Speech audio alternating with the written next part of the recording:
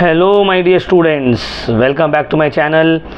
और आप लोग में से बहुत कोई मुझे मैसेज कर रहे थे कि सर इको का एक और वीडियो बनाइए ना, इकोनॉमिक्स का वीडियो बनाइए ना। बाबू वीडियो हर चीज़ का बनेगा, हर क्लास का बनेगा, टेंशन नहीं लेना है, ठीक है। अकाउंट्स का सिलेबस थोड़ा सा वास्ट है इस वजह से, और अकाउंट्स को प्रैक्टिस के लिए टाइम चाहिए, इस वजह से अकाउंट्स और जो सम्स वाला पोर्शन है ना, कॉस्ट टैक्स हो गया, अकाउंट्स हो गया, इसमें आपको प्रैक्टिस करना पड़ेगा, सम्स बनाना होगा। इस वजह से इसका क्लासेस थोड़ा ज़्यादा आ रहा है compare to business studies and eco, but होगा सब कुछ ही। आप लोग के लिए पूरा स्टडी मटेरियल्स तैयार किया जा रहा है, जिसमें थोड़ा सा वक्त लग रहा है। अभी समर वेकेशन हम लोग के स्कूल में, मतलब अब क्या दुख सुनाई, एचएस के टीचर्स को समर वेकेशन नहीं मिला है, जिस वजह से मेरा थोड़ा रूटीन शेड्यूल थोड़ा सा टाइट होकर है। नॉर्मल क्लासेस चल रहा है स्कूल में, तो दोनों मैनेज करना पड़ रहा है। तो I will try my best कि क्लासेस तो रेगुलर बेसिस पे ही चलेगा, हर सब्जेक्ट्स का ही चलेगा, तो उसमें कोई टेंशन नहीं लेना। और हम लोग का अभी नोट्स तैयार हो रहा है, अकाउंट्स का ऑलमोस्ट हाफ नोट्स तैयार हो गया, business studies, economics, cost and tax का तो पूरा ही नोट्स हम लोग तैयार कर लिए। जो भी एमसीक्यूज़ है, ईयर क्वेश्चंस एंड ऑल, सब आपको दिया जाएगा। आप लोग जल्दी से वेट मत करिए, पेड बैचेस में इनरोल करिए, ठीक है ना, क्योंकि फर्स्ट चैप्टर के बाद फिर सेकेंड चैप्टर से फिर और यूट्यूब में क्लासेस नहीं आएगा। यूट्यूब में क्लास वो सिर्फ पेड बैचेस के पास जाएगा, और अगर क्लासेस मिले भी तो आप कुछ कर नहीं सकते जब तक आपको नोट्स और एक्सप्लेनेशन और आपको 24 आवर का क्वेश्चन डाउट सॉल्विंग का एक्सेस मिलना चाहिए ना। तो फीस एकदम ही मिनिमम है, 2500 फॉर 6 मंथ्स, तो प्लीज़ इनरोल करिए जल्दी।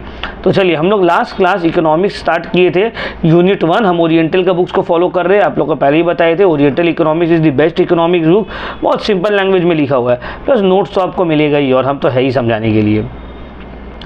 तो importance of macro economics last class हम लोग किया था, और अब बोले थे basic concepts related to macro economics हम स्टार्ट करेंगे। जो लास्ट क्लास वाला वीडियो नहीं देखे भाई, वो वीडियो देख लीजिए, उसके बाद यहाँ पे आइए, ठीक है ना। बीच से आप देखिएगा तो आपको हो सकता है उतने अच्छे से समझ में ना आए। तो चलिए सर स्टार्ट करते हैं। मैक्रो इकोनॉमिक्स से रिलेटेड कुछ बेसिक कॉन्सेप्ट्स क्या क्या है। Macro economic theories deal with economic activities of overall economy. हम लोग को पता है मैक्रो लार्ज, पूरा इकोनॉमी से डील करता है, माइक्रो स्मॉल, इंडिविजुअल और हाउस होल्ड और फर्म्स से डील करता है, ठीक है ना। तो फ्यू इंपॉर्टेंट कॉन्सेप्ट्स जो यहाँ पे एक्सप्लेन किया गया है, उसमें से एक है इक्विलिब्रियम। क्या है सर?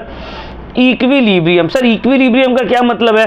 आप लोग क्लास 11 में इकोनॉमिक्स पढ़े हैं, आप लोग को पता होना चाहिए, नहीं पता है तो फिर से हम बताते हैं। इक्विलिब्रियम का मतलब होता है ऐसा कंडीशन, इक्विलिब्रियम का मतलब ऐसा कंडीशन बोथ माइक्रो और मैक्रो लेवल में जहां से कोई भी शिफ्ट करना नहीं चाहता है, ऐसा कंडीशन जहां से कोई भी डायरेक्शन में शिफ्ट होना नहीं चाहता है, उसको बोलते हैं equilibrium condition.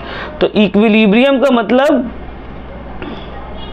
it may be defined as the situation where there exists no tendency to change in any direction। मतलब जहां से कोई भी चेंज करना नहीं चाह रहा है, वो पॉइंट जहां पे पूरा इकोनॉमी एक स्टेबल कंडीशन में पहुंच गया है, जहां से और चेंजेस किसी को पसंद नहीं, उसको ही बोलते हैं इक्विलिब्रियम। इक्विलिब्रियम में क्या होता है? इक्विलिब्रियम में स्टेबलाइज्ड हो जाता है, ठीक है ना, अलग अलग इकोनॉमिक यूनिट्स। अब देखिए, हम इसका एक एग्जाम्पल देते हैं। इक्विलिब्रियम का आपको एग्जाम्पल देंगे, अभी आप समझ जाइएगा क्या है इक्विलिब्रियम। हम लोग डिमांड और सप्लाई पढ़े हैं, हम लोग डिमांड और सप्लाई तो पढ़े हैं सर। हाँ सर पढ़े, सभी पढ़े हैं हम लोग। तो ये मान लीजिए हम एक डायग्राम बना के आप लोग को एक्सप्लेन कर रहे हैं। यहाँ पे प्राइस है, यहाँ पे है सर क्वांटिटी, यहाँ पे क्वांटिटी, यहाँ पे प्राइस। ये मेरा डिमांड कर्व है, ये डिमांड कर्व होता है ना सर? हाँ सर, ये डिमांड कर्व है। ये मेरा सप्लाई कर्व है, ये हो गया मेरा supply curve, upward rising. Demand और सप्लाई कर्व देखिए एक पॉइंट पे आके मिल रहा है, एक पॉइंट पे दोनों मिल रहा है, इसी पॉइंट को बोलते हैं इक्विलिब्रियम पॉइंट। यहाँ डिमांड और सप्लाई के पॉइंट ऑफ व्यू से देखेंगे तो ये हो जाएगा इक्विलिब्रियम पॉइंट, मतलब वो पॉइंट जहाँ पे डिमांड और सप्लाई एक दूसरे के बराबर है। अब इस पॉइंट के स्ट्रेट में आएंगे तो जो क्वांटिटी है ये है equilibrium quantity demanded and equilibrium quantity supplied.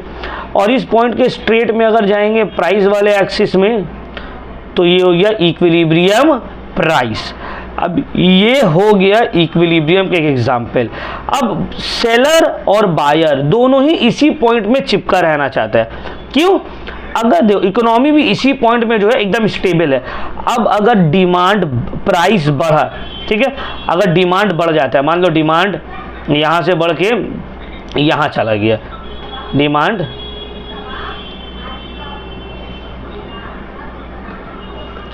यहां से बढ़ के यहां आ गया। अब डिमांड बढ़ा है तो सप्लाई घट जाएगा, और ऑपोजिट अगर सप्लाई बढ़ जाता है यहां आ गया तो डिमांड घट जाएगा। समझ में आ रहा बात? लेकिन ये ऐसा पॉइंट है, इक्विलिब्रियम ऐसा पॉइंट है जहां पे डिमांड और सप्लाई दोनों बराबर है, दोनों ही स्टेबल है। क्लियर हो गया इक्विलिब्रियम का एग्जांपल। अब ये तो हम डिमांड और सप्लाई के एग्जांपल लेकर यूज किए। यहाँ पे पॉवर्टी, एम्प्लॉयमेंट, अलग अलग चीज में इक्विलिब्रियम अचीव करने का कोशिश करता है। हर इकोनॉमी इक्विलिब्रियम को अचीव करने का कोशिश करता है। अब इक्विलिब्रियम टू टाइप्स का होता है, एक होता है पार्शियल इक्विलिब्रियम, एक होता है जनरल इक्विलिब्रियम। पार्शियल इक्विलिब्रियम का मतलब होता है पूरा इकोनॉमी स्टेबल नहीं हुआ, पूरा इकोनॉमी में इक्विलिब्रियम नहीं अचीव हुआ, इकोनॉमी का कुछ पोर्शन में, कुछ सेक्टर में इक्विलिब्रियम अचीव हो गया। लेकिन जनरल इक्विलिब्रियम का मतलब होता है कि पूरा economy as a whole equilibrium या स्टेबल कंडीशन में पहुंच गया है। क्लियर हुआ सर? चलिए अब आगे बढ़ते हैं। Price mechanism. Sir price mechanism का क्या मतलब है सर?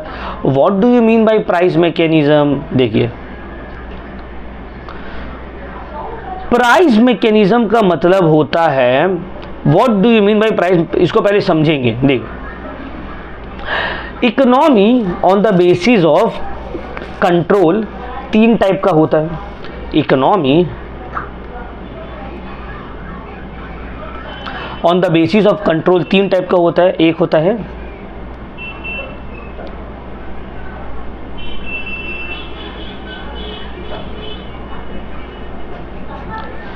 कैपिटलिस्टिक इकोनॉमी,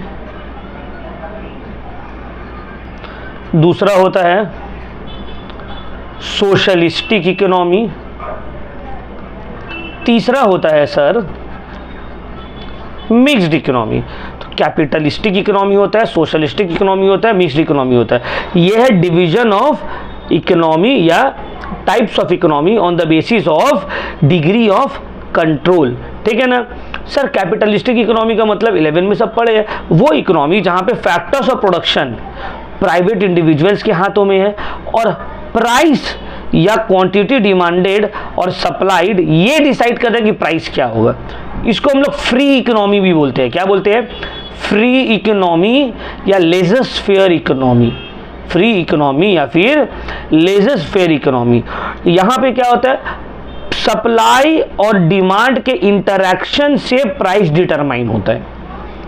फिर आते हैं सोशलिस्टिक इकोनॉमी, जहां पे एक सेंट्रल प्लानिंग अथॉरिटी रहता है, चाहे वो कोई डिक्टेटर रहेगा, चाहे वो गवर्नमेंट रहेगा, और वो डिटरमाइन करेगा कौन सा कमोडिटी कितना बनेगा और कौन सा प्राइस में सेल होगा। और मिक्स्ड इकोनॉमी में दोनों ही चलता है, फ्री मार्केट भी है और कहीं कहीं पे गवर्नमेंट कंट्रोल भी है। अब कैपिटलिस्टिक इकोनॉमी का जो एग्जांपल है, कौन कौन सा कंट्री कैपिटलिस्टिक इकोनॉमी फॉलो करता है? यूएसए, यूके, फ्रांस, जर्मनी, जितना यूरोपियन कंट्री ज्यादातर जो है ये कैपिटलिस्टिक इकोनॉमी है। यहां पे फ्री इकोनॉमी है, डिमांड एंड सप्लाई से जो है प्राइस डिटरमाइन होते हैं। सोशलिस्टिक इकोनॉमी जहां पे गवर्नमेंट, डिक्टेटर, सेंट्रल अथॉरिटी जो है वो डिटरमाइन करेगा प्राइस क्या होगा, कौन सा कमोडिटी बनेगा। इसके एग्जांपल ये जो अपने पड़ोस में सबसे बड़ा जो दुश्मन है हम लोगों का, चाइना। और कौन सा है सर? वियतनाम। और कौन सा है सर? और नॉर्थ कोरिया, वो जो किंग जोंग वाला जो है, Cuba, Russia. These are all socialistic economy, जहां पे पुतिन बोलेगा रशिया में क्या होगा, चाइना में वो शी जिनपिंग वो बोलेगा क्या होने वाला है। वो सेंट्रल अथॉरिटी डिटरमाइन करता है हर चीज। मिक्स्ड इकोनॉमी में कुछ चीज प्राइवेट इंडिविजुअल्स के हाथ में रहेगा, मार्केट मैकेनिज्म के हिसाब से चलेगा, और कुछ जो है वो गवर्नमेंट डिसाइड करेगा। मिक्स्ड इकोनॉमी का एग्जांपल है अपना खुद का कंट्री भारत, फिर बोल सकते हैं कुछ हद तक बांग्लादेश, है ना, इंडिया, बांग्लादेश, श्रीलंका, ये सब जो अपना साउथ एशियन कंट्रीज जो है ये जनरली मिक्स्ड पैटर्न फॉलो करता है। इंडिया में देखते हो रेलवे सिर्फ गवर्नमेंट का कंट्रोल है, कोई जितना भी अंबानी अडानी क्या इन लोग अपना रेल्स चला सकते हैं, अभी तक तो नहीं, मे बी इन फ्यूचर उसको प्राइवेटाइज कर दिया जाए। तो यहाँ पे गवर्नमेंट सेक्टर्स है। एडुकेशन में दोनों ही है, गवर्नमेंट स्कूल भी और प्राइवेट स्कूल्स भी है। ट्रांसपोर्टेशन में भी गवर्नमेंट भी है, प्राइवेट भी है। अभी एयरप्लेन्स देखो, पहले एयर इंडिया था, अब तो उसको हटा दिया, अब ये पूरा का पूरा प्राइवेट हो गया, मतलब एयरलाइन सेक्टर पूरा का पूरा प्राइवेट। तो कुछ सेक्टर में सिर्फ गवर्नमेंट है, कुछ सेक्टर में सिर्फ प्राइवेट है, कुछ सेक्टर में दोनों मिलकर काम कर रहा है, उसको हम लोग बोलते हैं मिक्स्ड इकोनॉमी। ये 3 टाइप ऑफ इकोनॉमी है। अब सर आप इसको क्यों समझा रहे हो, आप हम लोग को प्राइस मैकेनिज्म समझाइए ना। बाबू प्राइस मैकेनिज्म समझने के लिए उसको समझना ज़रूरी है, समझ रहे ना, तभी प्राइस मैकेनिज्म जो है आपको समझ में आएगा अच्छे से।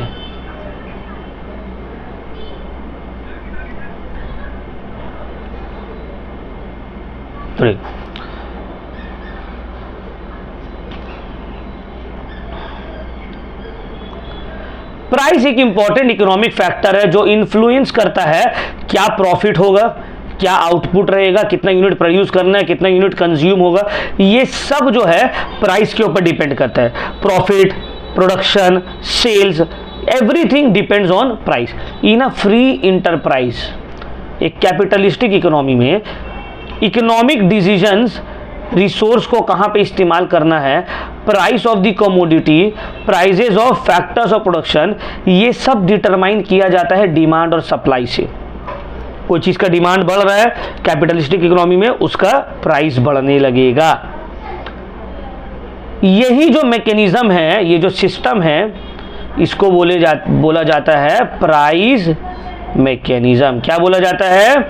Price mechanism. तो प्राइस मैकेनिज्म का मतलब होता है वो मैकेनिज्म जहां पे डिमांड और सप्लाई के इंटरैक्शन से प्राइस डिटरमाइन होता है। यहां पे भी देखिए, हम आपको बताए ना, जहां पे डिमांड और सप्लाई, अगर डिमांड बढ़ा, यहां पे मान लीजिए डिमांड बढ़ गया, इतना हो गया, तो डिमांड बढ़ने की वजह से प्राइस बढ़ जाएगा।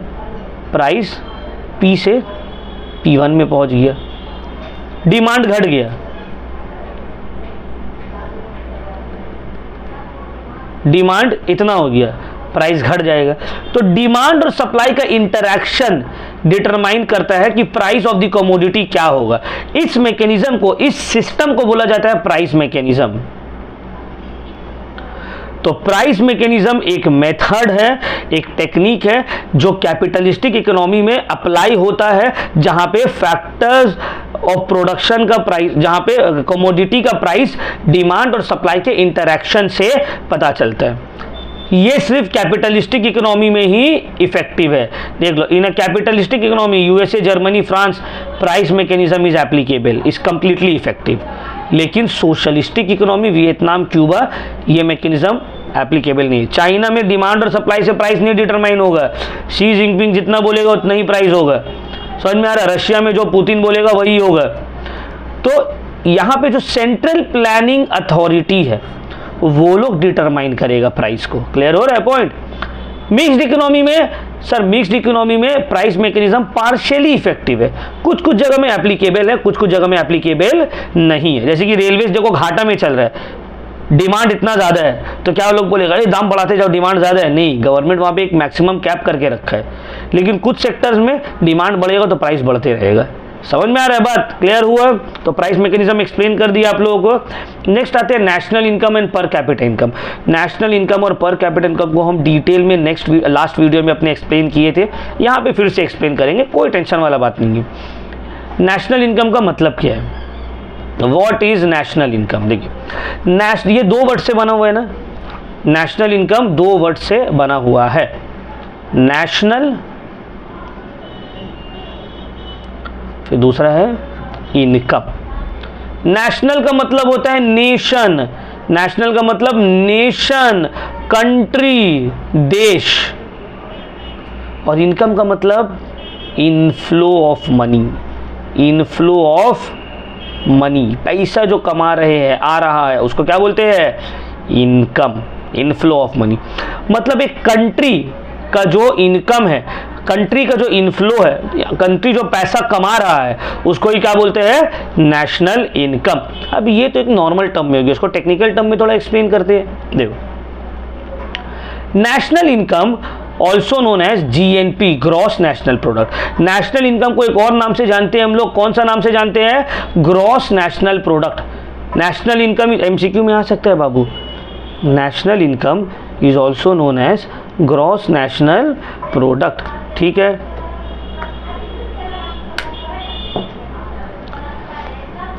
तो नेशनल इनकम या ग्रॉस नेशनल प्रोडक्ट का मतलब होता है the money value of all the goods and services produce by the nationals of the country within a specified year by using of essential factor resources. क्या मतलब है, एक country में समझ लो, एक कंट्री का जितना भी नेशनल्स है, रहने वाले लोग हैं, उस कंट्री के रहने वाले लोग एक साल में जो भी गुड्स एंड सर्विसेज प्रोड्यूस कर रहे हैं, वो सब गुड्स एंड सर्विसेज का जो मनी वैल्यू है उसको ही बोला जाता है नेशनल इनकम।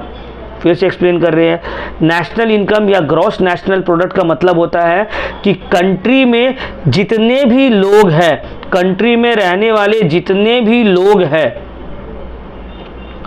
वो एक साल में जो भी गुड्स एंड सर्विसेज प्रोड्यूस कर रहे हैं, वो सब गुड्स एंड सर्विसेज का जो वैल्यू है, मनी वैल्यू है, उसको हम लोग बोलते हैं नेशनल इनकम। जैसे कि अपने इंडिया में 140 करोड़ लोग हैं, 140 करोड़ लोग मिलकर पूरे साल में जो भी सामान प्रोड्यूस कर रहे हैं, जो भी गुड्स एंड सर्विसेज प्रोड्यूस कर रहे हैं, वो सब गुड्स एंड सर्विसेज का वैल्यू को फाइंड आउट करो, मनी वैल्यू को फाइंड आउट करो और उसको जोड़ दो, जो आएगा वही हो जाएगा नेशनल इनकम। समझ में आ रहा है?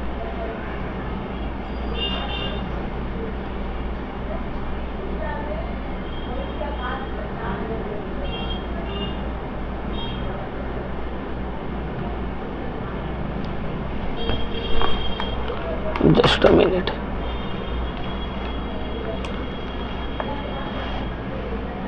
नेक्स्ट,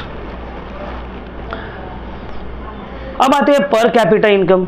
अब देखो, फॉर एग्जांपल अज्यूम कर लेते हैं कि 140 करोड़ लोग मिलकर एक साल में 140 करोड़ लोग मिलकर एक साल में 10 लाख करोड़ का गुड्स प्रोड्यूस किए। 140 करोड़ लोग मिलकर एक साल में 10 लाख करोड़ का गुड्स एंड सर्विसेज को प्रोड्यूस किया। तो ये हो गया नेशनल इनकम। ये क्या हो गया? National income. ये क्या हो गया? National income. अब जब नेशनल इनकम को आप डिवाइड करोगे टोटल पॉपुलेशन से, तो आपको मिलेगा पर कैपिटा इनकम। क्या मिलेगा आपको? पर कैपिटा इनकम। तो नेशनल इनकम का मतलब एक साल में नेशनल्स, सिटीजन्स, कंट्री में रहने वाले लोग जो भी गुड्स एंड सर्विसेज प्रोड्यूस कर रहे हैं, वो सबका वैल्यू को बोलेंगे नेशनल इनकम। और per capita income is equal to, per capita income is equal to national income divided by total population, divided by total population. अब एक और हम एग्जांपल आपको समझाते हैं इसके लिए। हम लोग सब क्लास 10 पास किए, आप लोग अभी 12 में, तो 10 तो पास किए। 10 में आप लोग टोटल, फॉर एग्जांपल, अब किसी का ज़्यादा भी हो सकता है, किसी का कम भी हो सकता है, आप लोग का टोटल फॉर एग्जांपल मान लेते हैं 10 सब्जेक्ट्स था। 10 सब्जेक्ट्स में फॉर एग्जाम्पल, ये मत बोलना सर मेरा तो 6 था, मेरा तो 8 था, हम एक एग्जाम्पल ले रहे कि हम मान लेते हैं आपका 10 सब्जेक्ट्स था। 10 सब्जेक्ट्स में आप स्कोर किए 800 मार्क्स। क्या स्कोर किए? 800 मार्क्स। तो ये तो आपका टोटल मार्क्स हो गया, total marks obtained, total marks obtained. अगर आपसे पूछा जाएगा भाई आपका एवरेज कितना आया है या आपका परसेंटेज कितना आया एवरेज, तो आप कैसे निकालिएगा? ये 800 मार्क्स जो आपका आया है, आप इसको 10 सब्जेक्ट से डिवाइड कर दीजिएगा, आपका आएगा 80। तो आप बोलिएगा मेरा एवरेज मार्क्स है 80 या मेरा 80% है। तो ये जो टोटल मार्क्स आप ऑब्टेन्ड किए हैं, ये समझ लीजिए है नेशनल इनकम। और जब आप 10 से डिवाइड किए हैं, ये है टोटल सब्जेक्ट्स, ये मान लीजिए है पॉपुलेशन। तो टोटल मार्क्स को जब टोटल सब्जेक्ट से डिवाइड किए हैं, जो आपके पास ऑब्टेन्ड हुए हैं ना, इसको हम लोग बोलते हैं पर कैपिटा इनकम। क्या बोलते हैं इसको? पर कैपिटा इनकम। तो पर कैपिटा इनकम कुछ नहीं है, बस वो एवरेज इनकम है। एक कंट्री में रहने वाले लोगों का एवरेज इनकम क्या है एक साल में, उसको ही बोला जाता है पर कैपिटा इनकम। कोई अगर डेवलप कंट्री है तो वहां का एवरेज इनकम रहने वाले लोगों का ज्यादा होगा, अंडर डेवलप कंट्री है तो वहां का लोगों का पर कैपिटा इनकम कम होगा। समझ में आ रहा है बात? अब देखो एक अच्छा एग्जाम्पल भी यहां पे दिए है। सपोज नेशनल इनकम एक कंट्री का है $8 लाख। वो कंट्री का नेशनल इनकम क्या है? $8 लाख, और वो कंट्री में 1000 लोग रह रहे हैं। तो कंट्री का टोटल पॉपुलेशन कितना है? 1000 लोग है। अमंग दिस 1000 पीपल 700 लोग काम। अब देखो हम लोग का 140 करोड़ का पॉपुलेशन है, तो 140 में सब कोई काम थोड़ी करता है। कुछ बच्चे हैं काम नहीं करते, कुछ बूढ़े हैं काम नहीं करते हैं, कुछ हाउस वाइफ है काम नहीं कर रहे, कुछ खुद ही अनएम्प्लॉयड है, छपरीगिरी कर रहे हैं, दिन भर काम नहीं कर रहे हैं। तो हर कोई तो काम नहीं कर रहा है, कुछ अनएम्प्लॉयड भी है। तो आउट ऑफ 1000 मान लो 700 लोग काम कर रहा है। अब हम जब नेशनल इनकम निकालेंगे तो उसमें से 300 लोग तो अनएम्प्लॉयड है, तो क्या हम अनएम्प्लॉयड लोगों को माइनस करेंगे? नहीं, यहां पे बोला गया है टोटल पॉपुलेशन, ये नहीं बोला है total population involved in working, यहां पे ये नहीं बोला है। क्लियर हो रहा है पॉइंट? तो देखिए नेशनल इनकम कैसे निकलेगा, सॉरी पर कैपिटा इनकम कैसे निकलेगा? नेशनल इनकम जो कि $8 लाख है डिवाइडेड बाय टोटल साइज जो कि 1000 है, तो कितना आ रहा है? $800 जो आ रहा है, ये $800 को बोलेंगे पर कैपिटा नेशनल इनकम। क्या बोलेंगे? Per capita national income. Clear हुआ पॉइंट सर? एकदम अच्छे से डिटेल में जितना अच्छे से हो सकता था भाई हम एक्सप्लेन किए, ठीक है ना। अगर फिर भी कोई डाउट है तो मेरा नंबर आप लोगों के लिए हमेशा अवेलेबल है 8334835908। टेक्स्ट करिए, गेट योर डाउट्स क्लियर। और हम लोग का पेड ऑनलाइन बैच जो है उसमें भी इनरोल करिए ताकि आप लोग को customize notes, year questions, suggestions और हमेशा जो भी डाउट हो आप लोग हमसे क्लियर कर सकते हैं। चलिए, तो नेशनल इनकम हो गया, पर कैपिटा इनकम हो गया। अब आते हैं मनी इनकम और nominal income versus real income. अब देखिए इसको हम समझाते हैं। मनी इनकम और नॉमिनल इनकम का मतलब सेम है, और रियल इनकम। सबसे पहले समझते हैं मनी और नॉमिनल इनकम। मनी और नॉमिनल इनकम क्या होता है सर? मनी और नॉमिनल इनकम अभी समझाएंगे क्या होता है। देखिए, आप कहीं पे जॉब कर रहे हैं, या आप बिजनेस कर रहे हैं, या आप कहीं पे कोई प्रोफेशन में इन्वॉल्व है, सीए है, चार्टर्ड अकाउंटेंट है, आप कुछ तो पैसा कमाते होंगे।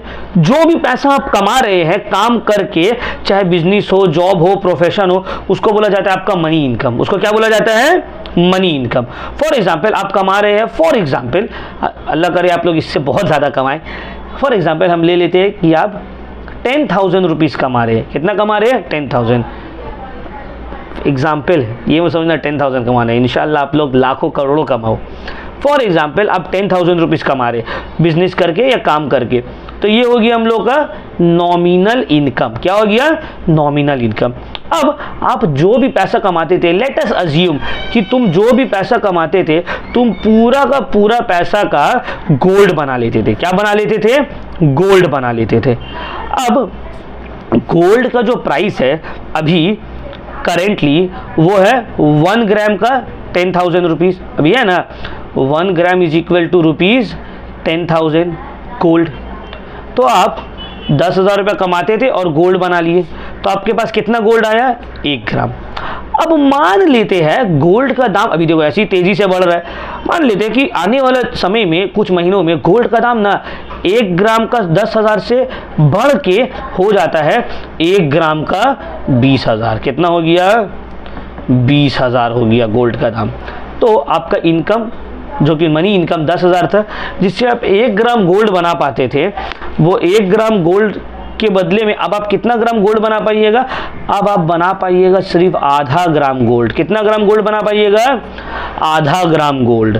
तो ये जो 1 ग्राम और आधा ग्राम है, ये है आपका रियल इनकम। ये क्या है आपका? Real income. तो नॉमिनल इनकम का मतलब होता है टोटल पैसा आप कितना कमा रहे हैं। रियल इनकम का मतलब होता है वो पैसे से आप कितने unit of any commodity purchase कर पा रहे। तो जब इन्फ्लेशन बढ़ता है, महंगाई बढ़ता है, आपका मनी इनकम तो वैसे ही रहता है, आपका रियल इनकम घट जाता है। हम लोग बोलते हैं ना, सर सैलरी 10,000 है, बढ़ा दीजिए ना, तो बोलेगा क्यों बढ़ा दिया, 10,000 है ठीक तो है।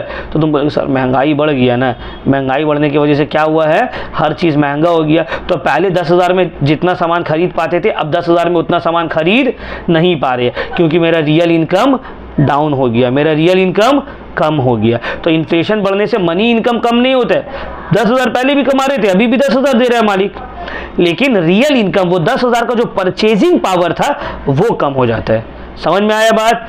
नॉमिनल इनकम और रियल इनकम का डिफरेंस फिर से एक बार समझा दे रहे हैं। नॉमिनल इनकम और मनी इनकम का मतलब होता है कि आप कितने पैसे अर्न कर रहे हैं, what is your money income, आप कितना पैसा कमा रहे हैं। रियल इनकम का मतलब होता है उस पैसे से आप कितना यूनिट ऑफ कमोडिटी परचेज कर पा रहे हैं। तो रियल इनकम यूनिट में निकलता है, मनी इनकम रुपीस में निकलता है। समझ में आया? अब देखिए एक और एग्जाम्पल बुक में, ये बुक का यही चीज़ बहुत अच्छा है, पता है आपको, जगह जगह में जो है ना आपको एग्जाम्पल दिए हुए ताकि बच्चा एकदम क्लियर कट समझ जाए। देखिए money income refers, money income का मतलब है amount of money receive by the owner of factors from employment due to their participation in production process. कुछ काम करके जो आप पैसा कमा रहे हैं, अर्न कर रहे हैं, उसको बोलते हैं money income. Real income refers to the number of units of the commodities that can be purchased from money income. Real income का मतलब क्या है? रियल इनकम का मतलब है कि कितना नंबर ऑफ कमोडिटीज आप परचेज कर सकते हैं उस मनी से लेकर, ठीक है ना। देखो एग्जाम्पल दिए, एक लेबर है दिन भर का 800 रुपया कमा रहा है, और जनरल प्राइस लेवल जो है, महंगाई जो है, या कोई भी सामान, एक सामान ले लेते हैं, मान लेते हैं एक्स कमोडिटी है, उसका दाम है 50 रुपया, तो 800 रुपये जो है वो उसका मनी इनकम है। वो 800 का अगर वो पूरा एक्स कमोडिटी खरीदता है तो कितना यूनिट खरीद पा रहा है? 16 यूनिट। तो ये 16 यूनिट जो है वो है उसका रियल इनकम। क्या है उसका? Real income. अब मान लेते हैं ये दाम जो है 50 से घट के हो गया 40, एक्स कमोडिटी का दाम घट के हो गया 40, तो अभी भी इसका मनी इनकम तो 800 है, कमा तो 800 ही रहा है, बट अब ये 800 में ये 20 यूनिट परचेज कर पा रहा है, तो इसका रियल इनकम 16 से बढ़ के हो गया है 20। कमा उतना ही रहा है, मनी इनकम में कोई फर्क नहीं पड़ा है। 800 पहले भी कमा रहा था, 800 अभी भी कमा रहा है। पहले 800 में 16 यूनिट परचेज कर पा रहा था, अब 20 यूनिट परचेज कर पा रहा है। तो महंगाई घटने की वजह से उसका रियल इनकम बढ़ गया, और यहाँ पे महंगाई बढ़ने की वजह से उसका रियल इनकम घट गया था। देखो बुक में एक एग्जाम्पल दिया हुआ था, हम उसको ऑपोजिट एग्जाम्पल दे दिए ताकि दोनों चीज़ तुम लोगों को समझ में आ जाए। क्लियर हुआ भाई? देखो यहाँ पे वही ये पॉइंट को हाईलाइट किया, देख रहे हो, बोला है it further implies that a reduction और increase in general price level. जब महंगा, जनरल प्राइस लेवल मतलब महंगाई समझ लो, इन्फ्लेशन, तो जब general price level inflation leads to an increase और decrease in real income without any change in money income, तो फिर इन्फ्लेशन, महंगाई बढ़ने और घटने की वजह से आपका रियल इनकम बढ़ता और घटता है, मनी इनकम में फर्क नहीं पड़ता है। महंगाई बढ़ा, मनी इनकम उतना ही है, रियल इनकम घट गया। महंगाई घटा, मनी इनकम उतना ही है, रियल इनकम बढ़ गया। इतना समझ तो गए आप लोग। चलिए नेक्स्ट हम लोग आते हैं ट्रांसफ़र पेमेंट्स और ट्रांसफ़र अर्निंग। क्या मतलब है ट्रांसफ़र पेमेंट्स और ट्रांसफ़र अर्निंग्स? ट्रांसफ़र पेमेंट्स और ट्रांसफ़र अर्निंग का मतलब होता है वो अर्निंग जो आपको मिल रहा है, वो पैसा आपको मिल रहा है जिसके बदले में आप कुछ प्रोडक्टिव नहीं किए हैं, आप कुछ प्रोडक्टिव किए नहीं है, प्रोडक्शन प्रोसेस में पार्ट नहीं लिए, फिर भी आपका अर्निंग हो रहा है, उसको बोला जाता है ट्रांसफ़र पेमेंट्स या ट्रांसफ़र अर्निंग। जैसे कि ओल्ड एज पेंशन, हम लोग के वेस्ट बंगाल में, वेस्ट बंगाल की जो सीएम है ममता बनर्जी, श्रीमती ममता बनर्जी, वो दे रही है आपको लक्ष्मी भंडार का पैसा दे रही है ना। लक्ष्मी भंडार का 1,000 रुपया करके मिलता है, इजंट इट? सबको मिलता है। अब जितने भी लेडीज को 1000 रुपीज करके मिल रहा है, वो लोग क्या कुछ काम कर रही है ममता बनर्जी के लिए? नहीं कर रहे हैं, लेकिन उसको पैसा मिल रहा है। तो ये हो गया ट्रांसफर पेमेंट का एग्जाम्पल। आप लोग को स्कॉलरशिप मिलता है, स्वामी विवेकानंद, माइनॉरिटी स्कॉलरशिप्स, और भी 10 तरह का सेंट्रल की तरफ से मिलता है, स्टेट गवर्नमेंट की तरफ से मिलता है। तो ये सब जो स्कॉलरशिप्स आप लोग को मिल रहा है, क्या आप लोग गवर्नमेंट के लिए कुछ काम किए हैं? अभी नहीं सर, कुछ काम नहीं किए हैं आप, बट फिर भी आप कुछ काम नहीं किए हैं, बट फिर भी आपको स्कॉलरशिप का पैसा मिल रहा है। ये भी हो गया ट्रांसफर पेमेंट का एग्जाम्पल। तो ट्रांसफर पेमेंट का एग्जाम्पल, ओल्ड एज पेंशन, कोई रिटायर्ड एम्प्लॉय है, पेंशन मिल रहा है उसको, भाई काम तो नहीं कर रहा, सैलरी काम के बदले में मिल रहा था, पेंशन तो काम के बदले में नहीं मिल रहा है, तो पेंशन भी हो गया ट्रांसफर अर्निंग का ही एग्जाम्पल। अनएम्प्लॉयमेंट अलाउंस बहुत सारे कंट्री में होता है, यूरोपियन कंट्रीज में, यूएस एंड ऑल में, कि अगर आप अनएम्प्लॉयड है, गवर्नमेंट आपको अलाउंस देगा। जब तक आप बेरोजगार हो, आपको एक अलाउंस दिया जाएगा कि लो भाई अपना खर्चा उठाओ। तो ये भी क्या है? ट्रांसफर पेमेंट के एग्जाम्पल है।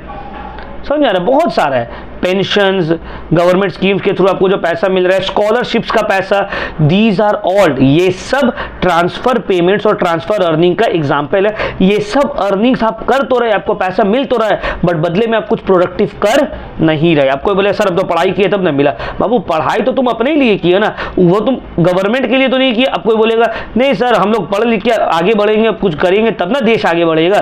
बाबू जब तुम पढ़ लिख लोगे, तब जब तुम पूरा कुछ सीख जाओगे, उसके बाद तुम देश के लिए भला कर सकते हो। बट अभी एट प्रेजेंटली जो आपको पैसा दिया गया, आप तो अभी कुछ किए नहीं। हाँ, वही सोच के तो गवर्नमेंट दी है कि भाई पढ़ेगा इंडिया तभी तो बढ़ेगा इंडिया, तो इसलिए तो आपको स्कॉलरशिप दिया गया, आपको मोबाइल फोन का पैसा दिया जा रहा है, बट इसका कोई गारंटी तो नहीं है कि हर लड़का पढ़ लेगा। फिर भी गवर्नमेंट दे रहा है, संगे संग तो आपसे कुछ ले नहीं रहा है गवर्नमेंट। समझ में आ रहा बात? तो ये सब एग्जाम्पल है ट्रांसफर अर्निंग्स का। ठीक है, तो वेरियस स्कीम जो गवर्नमेंट लॉन्च करता है जिसमें मॉनिटरी बेनिफिट गरीब लोगों को दिया जाता है, ये सब एग्जाम्पल्स है ट्रांसफर अर्निंग्स का। ठीक है ना? उसी तरह बेगर्स, अब तुम गए मस्जिद, मंदिर, चर्च, वहां पे देखिए एक भिखारी बेचारा बैठा हुआ है, तुमको उसके ऊपर दया आया, एक बच्चा को लेकर बैठा हुआ, तुमको उसके ऊपर दया आ गया, तुम क्या किया अपने पर्स से निकाले 100 का नोट उसको दे दिए।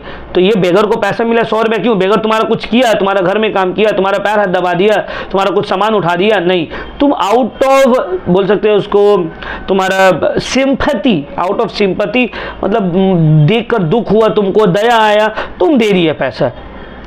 तो ये भी जो बेगर का जो अर्निंग होता है ना, वो भी ट्रांसफर पेमेंट का एग्जाम्पल होता है।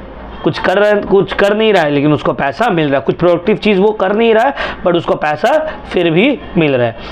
तो beggars earning are important transfer earning, because beggar को जो पैसा मिल रहा है वो बदले में कुछ जनरेट नहीं कर रहा है, गुड्स या सर्विसेज प्रोड्यूस नहीं कर रहा है। तो याद रखना है, transfer earning are part of personal income but not of national income.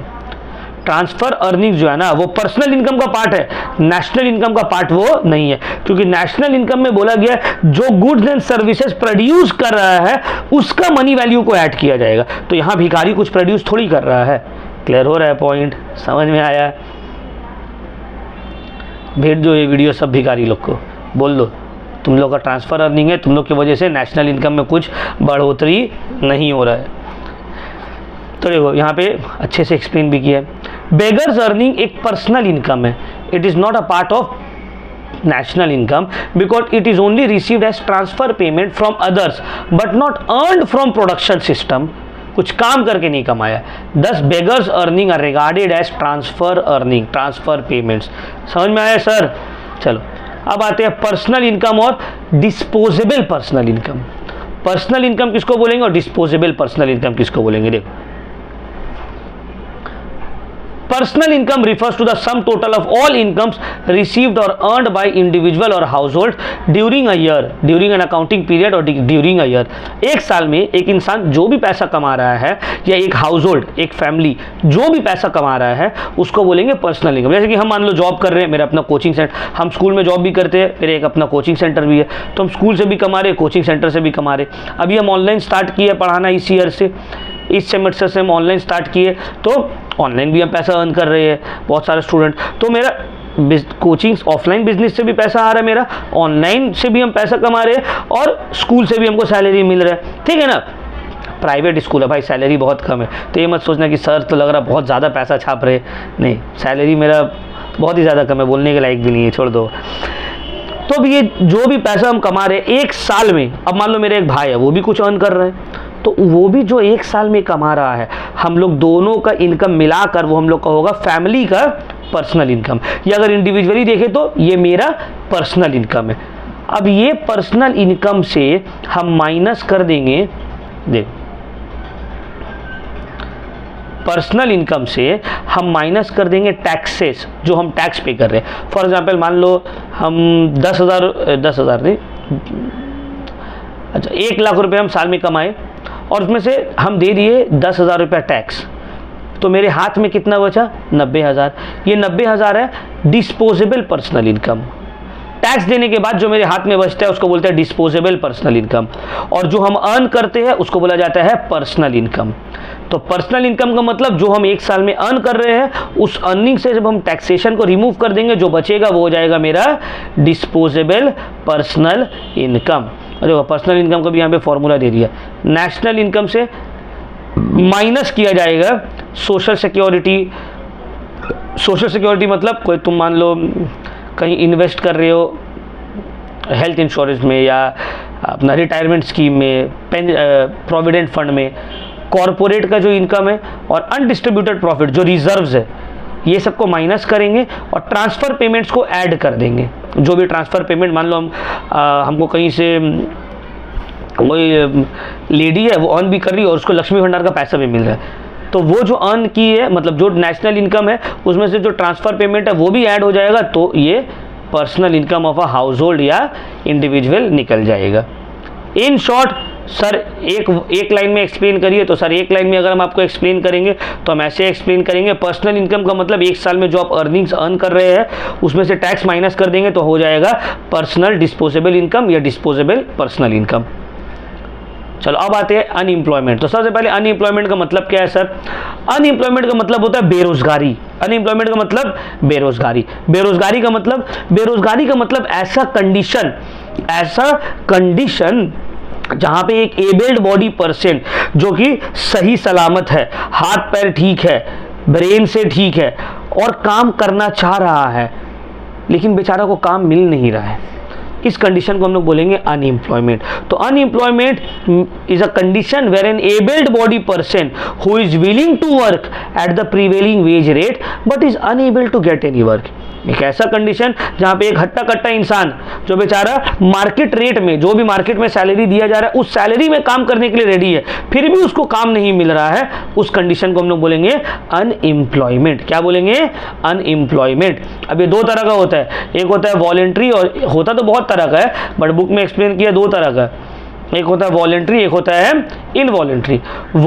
Involuntary मतलब जो अभी हम आपको एक्सप्लेन किए, बेचारा काम ढूंढ रहा है मिल नहीं रहा, मतलब अपने मर्जी से वो बेरोजगार नहीं है, कोशिश कर रहे बट उसको काम नहीं मिल रहा है, ठीक है। वॉलेंट्री अनएम्प्लॉयमेंट का मतलब होता है, वॉलेंट्री अनएम्प्लॉयमेंट का एग्जाम्पल है एक ऐसा छपरी लड़का जो सो रहा है रात का 2 बजे, सुबह उठ रहा है 12-1 बजे, फिर मोबाइल लेके पबजी खेल रहा है, फिर अपना दोस्त लोगों के साथ चैटिंग कर रहा है, फिर दिन में खाना खा के सो जा रहा है, फिर शाम में बाल खड़ा करके फटा हुआ टी शर्ट और जीन्स पहन के निकल जा रहा है दोस्त लोगों के साथ घूमने, फिर नाइट आउट करके रात में 2 बजे 3 बजे घर आ रहा है। उसको काम मिलेगा?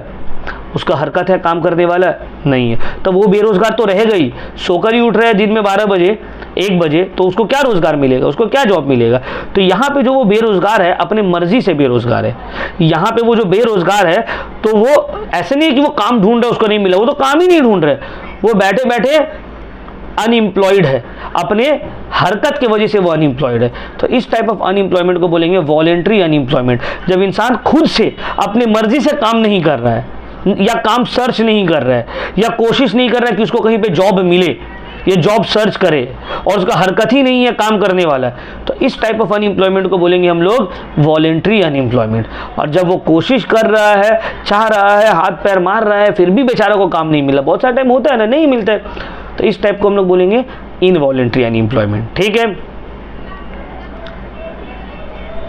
फिर आते हैं full employment. Sir full employment का मतलब, फुल एम्प्लॉयमेंट का मतलब होता है ऐसा कंडीशन जहां पे हर इंसान जो काम करना चाह रहा है इकोनॉमी में उसको काम मिल पा रहा है। ऐसा कंडीशन जहां पे हर इंसान जिसको काम करना है उसको अपना सहूलत के हिसाब से काम मिल पा रहा है, कोई भी अनएम्प्लॉयड नहीं है, कोई भी रिसोर्सेस अनएम्प्लॉयड नहीं है, कोई भी लोगों के पास बेरोजगारी नहीं है, तब हम लोग इसको बोलेंगे full employment. But in reality कहीं पे भी वर्ल्ड में कोई भी इकोनॉमी में फुल एम्प्लॉयमेंट एग्जिस्ट नहीं करता है। ये बस एक थ्योरेटिकल कॉन्सेप्ट है। चाहे हम लोग सोचते हैं अमेरिका बहुत डेवलप है, बाबू अमेरिका में भी अनएम्प्लॉयमेंट का प्रॉब्लम है। यूके, ऑस्ट्रेलिया, फ्रांस, जर्मनी बहुत डेवलप है, नो डाउट वो डेवलप्ड है, बट अनएम्प्लॉयमेंट का प्रॉब्लम वहाँ पे भी है, अनएम्प्लॉयमेंट का प्रॉब्लम वहाँ पे भी है, हर जगह है। तो फुल एम्प्लॉयमेंट एक थ्योरेटिकल कॉन्सेप्ट है, वो प्रैक्टिकल नहीं है, ठीक है ना। नेक्स्ट हम लोग आते हैं स्टॉक एंड फ्लो वेरिएबल। क्या मतलब है sir stock and flow variable का? देखते हैं क्या मतलब है।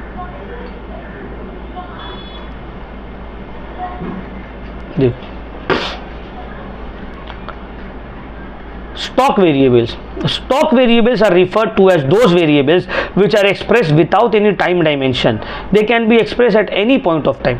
स्टॉक वेरिएबल का मतलब होता है वो सब वेरिएबल्स जिसको आप कोई भी टाइम में एक्सप्रेस कर सकते हैं, मतलब उसको कैलकुलेट करने के लिए एक पर्टिकुलर टाइम पीरियड का जरूरत नहीं है।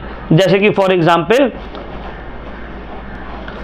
Total availability of money in the hands of public. Economy में पब्लिक के हाथ में टोटल कितना पैसा है ये कोई भी टाइम में कैलकुलेट हो सकता है, कोई भी हफ्ता, कोई भी महीना, कोई भी डेट में। टोटल बैंक डिपॉजिट्स कितना है बैंकिंग सिस्टम में, ये भी कोई भी डेट में कैलकुलेट किया जा सकता है। तो ये सब जो है ये एग्जाम्पल है स्टॉक वेरिएबल का, जिसको कैलकुलेट करने के लिए एक कोई टाइम डायमेंशन नहीं है कि इसी टाइम में कैलकुलेट करना होगा, इसी टाइम में इसको एक्सप्रेस करना पड़ेगा। फिर आता है फ्लो वेरिएबल।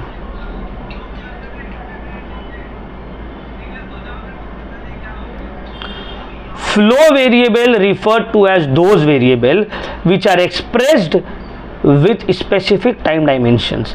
मतलब फ्लो वेरिएबल का मतलब होता है वो वेरिएबल्स, वो सब चीज जिसको कैलकुलेट करने के लिए, एक्सप्रेस करने के लिए एक पर्टिकुलर टाइम में ही एक्सप्रेस किया जाएगा, एक पर्टिकुलर टाइम डायमेंशंस में ही वो एक्सप्रेस होगा। एग्जांपल बताइए sir. National income, national income एक अकाउंटिंग ईयर के बाद कैलकुलेट होगा, ऐसा तो नहीं है कोई साल के बीच में हम नेशनल इनकम निकाल लेंगे, नहीं भाई। नेशनल इनकम निकालने के लिए एक साल, एक अकाउंटिंग ईयर कंप्लीट होगा तभी तो निकालेंगे। फिर है बैलेंस ऑफ पेमेंट।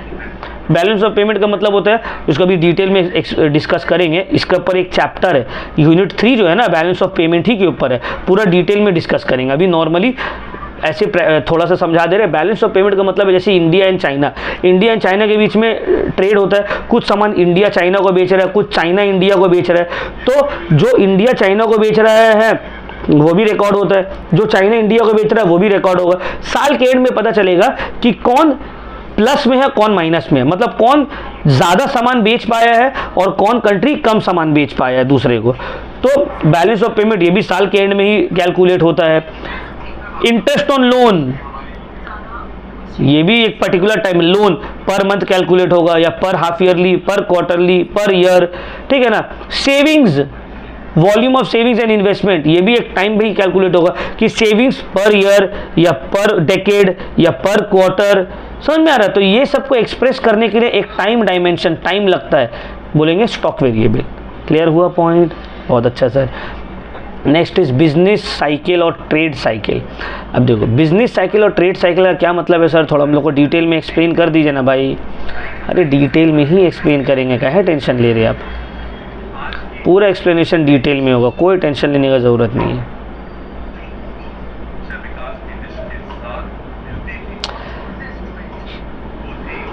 चैप्टर बड़ा है, ठीक है ना, चैप्टर में टाइम लगेगा बाबू।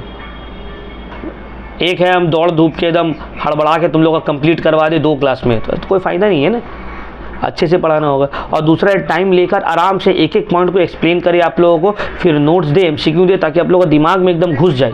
वीडियोस देख ले, साउंड थोड़ा कम, वीडियोस देख ले, वीडियोस देख लो, देखने के बाद नोट्स जो रहेगा उसको गो थ्रू करने के बाद एमसीक्यू सॉल्व करो 40 आउट ऑफ 40, ठीक है। तो देखिए बिजनेस साइकिल और ट्रेड साइकिल का मतलब होता है the cyclical movement the ups and downs movement जिससे हर बिजनेस को गुजरना पड़ता है। कोई भी ऐसा बिजनेस है, चाहे वो अपना मोटा भाई का ही क्यों ना हो, रिलायंस, ऐसा कि हमेशा पीक पे ही रहता है, हमेशा पीक पे रहता है, नहीं भाई, पीक पे रहता है, फिर डाउन होता है, फिर वापस से ग्रो होके पीक में जाता है, फिर बिजनेस डाउन होता है। स्टॉक मार्केट का परफेक्ट एग्जांपल, आज से 1 साल पहले पकड़ लो, कुछ साल कोविड के टाइम में पकड़ लो, स्टॉक मार्केट एकदम डाउन, सब बोला जा खत्म, बर्बाद, सबका पैसा डूब गया। वापस से स्टॉक मार्केट उठा, ग्रो किया, अभी देखो फिर से गिर रहा है। अब अभी भी गिर रहा है ना, लोग को क्या लग रहा है मन में, बस अब तो खत्म और कुछ नहीं होगा। बाबू ये पार्ट है, बिजनेस साइकिल्स ये पार्ट है। स्टॉक मार्केट गिरेगा फिर ऊपर होगा, फिर गिरेगा फिर ऊपर होगा। एक समझदार आदमी क्या करेगा, जब गिरा हुआ है पैसा लगाओ, और जब उठ रहा है बेच के निकलो।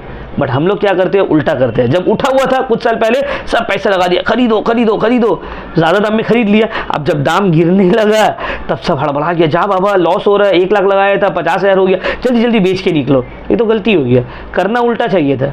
वॉरेन बफेट को जानते हो ना, वर्ल्ड का बेस्ट इन्वेस्टर, क्या बोलते हैं वो बोलते हैं, when others are greedy be fearful and when others are fearful be greedy. मतलब जब लोग लालची हो रहे हैं ना तब थोड़ा डरो, और जब लोग डरे हुए तब तुम लालची हो जाओ।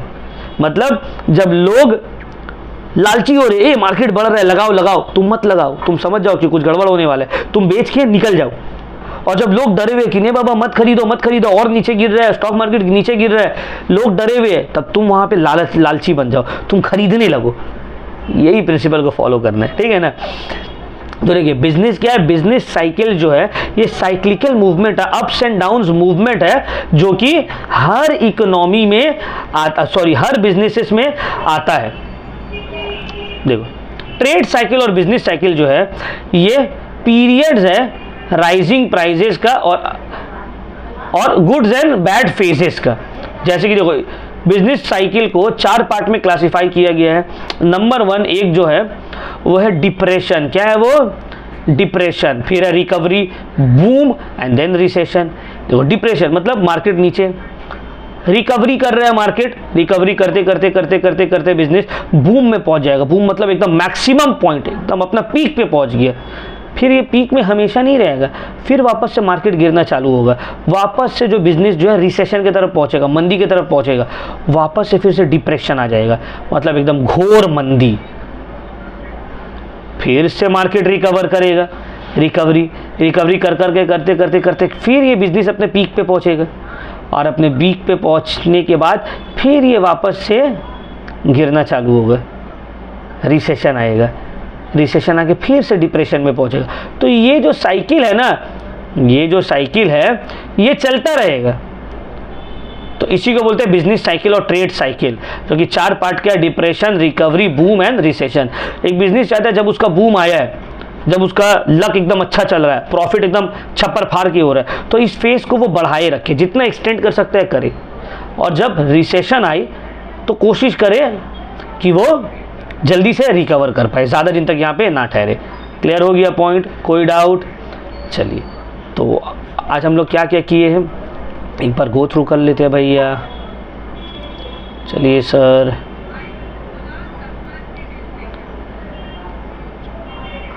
हाँ, तो basic concept related to macro economics में इक्विलिब्रियम पढ़ाए, प्राइस मैकेनिज्म एक्सप्लेन किए, नेशनल इनकम और पर कैपिटल लास्ट क्लास भी एक्सप्लेन किए थे, आज भी किए। मनी इनकम और रियल इनकम का बीच का डिफरेंस समझाए आप लोगों को। ट्रांसफ़र पेमेंट क्या होता है ये बताए। पर्सनल इनकम और पर्सनल डिस्पोजेबल इनकम क्या होता है ये एक्सप्लेन किया आप लोगों को। वॉलेंट्री, इनवॉलेंट्री अनएम्प्लॉयमेंट और अनएम्प्लॉयमेंट होता क्या है, फुल एम्प्लॉयमेंट किसको बोलते हैं, स्टॉक और वेरिएबल के बीच में क्या डिफरेंस है, बिजनेस साइकिल और ट्रेड साइकिल क्या होता है। तो आज हम लोग यहाँ तक किए हैं। नेक्स्ट क्लास में हम लोग economic growth and economic development से फिर वापस से स्टार्ट करेंगे। तो यहाँ तक कोई भी डाउट है तो हमसे आप लोग पूछ लीजिए, ठीक है। तो क्लास को यहीं पे करते हैं of. So thank you very much.